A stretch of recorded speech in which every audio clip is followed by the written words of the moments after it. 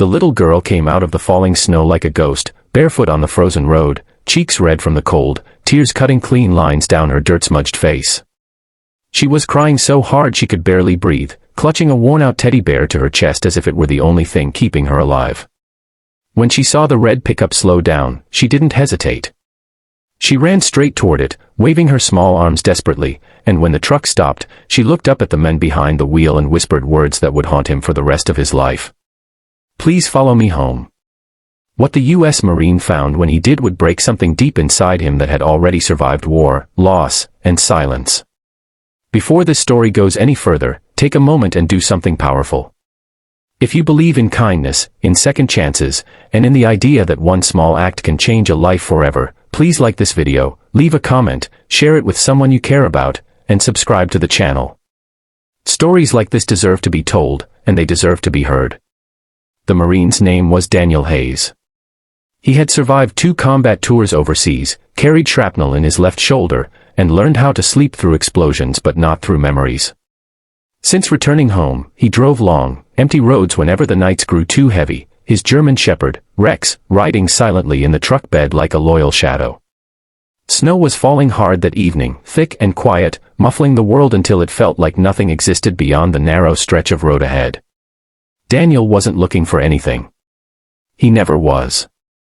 But sometimes life places broken things directly in your path. The girl stood trembling beside the truck, her thin pink dress soaked and stiff with cold, her dark hair plastered to her face. Daniel noticed immediately that she wasn't dressed for winter, that her feet were blue, that fear lived behind her wide eyes in a way no child should know. Rex shifted in the back, ears alert, sensing something wrong. Daniel rolled down the window, the cold biting into his face, and waited for her to say more. She didn't explain. She didn't point. She just looked back down the road, then back at him, and clutched her teddy bear tighter. "Please follow me home." That was all. Years of training told Daniel to assess, to question, to stay alert. Years of being human told him that leaving this child here would be unforgivable. He nodded once, opened the door, and wrapped his heavy jacket around her small shoulders. She didn't resist. She didn't thank him. She simply leaned into the warmth like she'd been waiting for it for a very long time. Rex hopped down and walked beside them as Daniel guided her into the passenger seat, the heater blasting, the windshield slowly clearing. When Daniel asked where home was, the girl lifted her shaking hand and pointed toward the woods. They drove slowly down a narrow, snow-choked road that barely deserved the name, trees closing in on both sides like silent witnesses. The girl never spoke again. She just stared straight ahead, lips trembling, eyes empty in a way that made Daniel's chest tighten.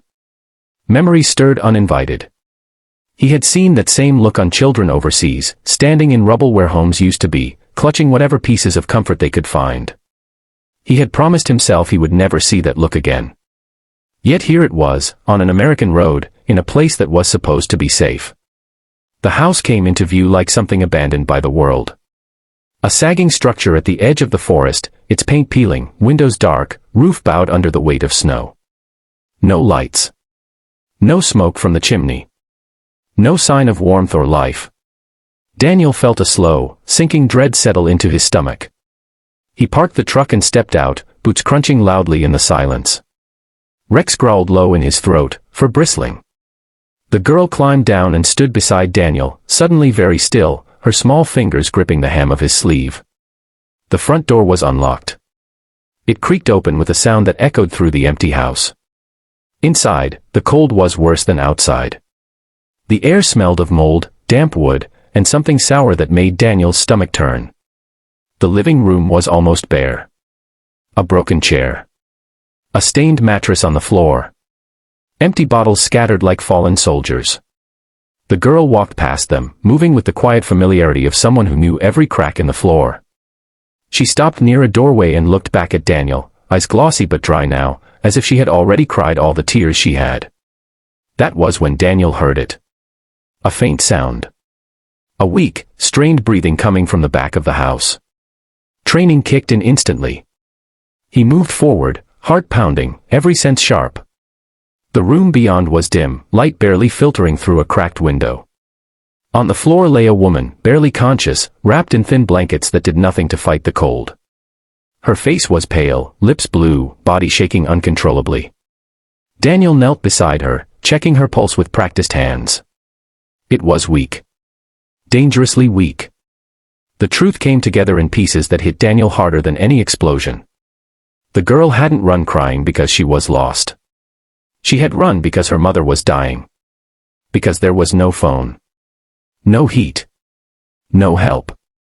Because she was small and scared and knew only that if she didn't do something, she would be alone forever. The weight of that realization crushed down on Daniel's chest until he struggled to breathe. He had seen courage on battlefields, but this was different. This was a child carrying a burden no child should ever have to carry. Daniel acted fast. He called emergency services, his voice steady despite the storm raging inside him. He wrapped the woman in his jacket, lifted her carefully, and carried her out to the truck while Rex stayed close to the girl, gently nudging her back toward the warmth. The girl climbed into the cab without being told, curling into herself, teddy bear pressed to her face. Her eyes followed every movement, terrified that if she looked away, everything would disappear. At the hospital, bright lights and warmth replaced the darkness and cold.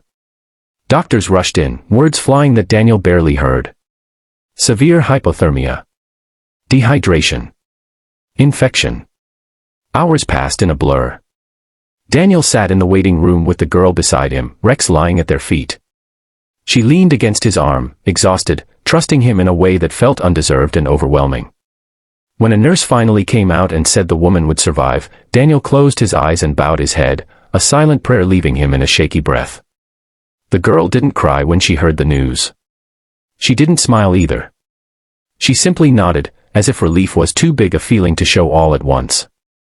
Daniel realized then that saving her mother wasn't the end of the story. It was only the beginning. Social services got involved. Questions were asked. Systems moved slowly, imperfectly. Daniel expected to step back, to return to his quiet drives and restless nights. But life doesn't always let you return to who you were.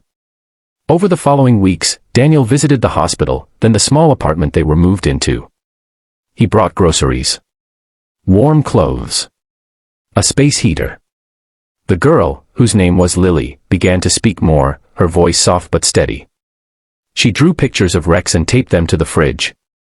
The woman, Sarah, regained her strength and her shame, apologizing through tears for letting things get so bad. Daniel never judged. He knew how quickly life could collapse when pain went untreated and hope ran out. Something inside Daniel began to change. The nightmares came less often. The silence felt less heavy. He wasn't just surviving anymore. He was needed. Lily waited for his visits like they were holidays. Rex became her shadow. Laughter, hesitant at first, slowly filled the small rooms. Healing didn't come all at once. It never does. But it came.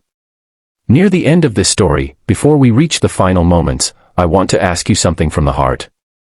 If this story has moved you, if it has made you feel something real, please like the video, comment, and share it. Your engagement helps these stories reach others who might need hope more than they know. One evening, months later, Daniel watched Lily run across a small park, bundled in a proper winter coat now, her laughter bright against the cold air. Sarah stood nearby, healthier, stronger, eyes full of gratitude she no longer had words for. Daniel realized that the thing that broke him that snowy night wasn't the pain he found. It was the reminder of what mattered. Of why he had survived when others hadn't. Of how one small voice asking for help could pull someone back from the edge. Just before this story ends, please leave a comment below with one word that represents what you felt while listening to this journey. One word can mean more than you think. Daniel still drives those roads sometimes. But now, when the snow falls and the world grows quiet, he doesn't feel so alone. Somewhere out there is a little girl who learned that help can come, and a Marine who learned that saving one life can save your own too.